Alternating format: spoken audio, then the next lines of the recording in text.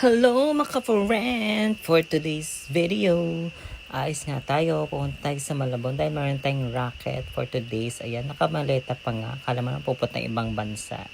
Pero hindi ako magta-travel. Mag-travel ako na dahil mag-ayos tayo ng hair. O, diba? Nagpapakute siya for today's video. Driving lang. O, diba? Naka-reds. Ay, red tuloy. Green. Ganun. Na nga tayo sa ating client na ayan yung hair niya. So, for today's video, matagal na siya hindi nagpa-reband. At so, magpapa-reband siya color, highlights, Brazilian, ganon, lahat-lahat na for today's video para fresh ang person. At wala nang patumpik-tumpik pa. Ito na ang final look. Pak, o, diba? Fresh, Latina, and super bongga. Ayan na po. Ginawa natin sa kanya. Urban color Brazilian.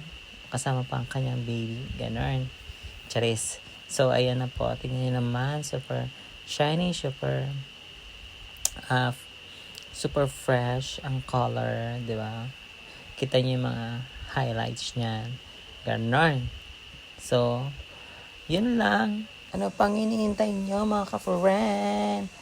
Magpa-schedule na kayo, magpagawa na kayo para tuloy na ang inyong Pasko, New Year at birthday. Ganon. So, yun lang mga ka-friend. Bye-bye. Mwah.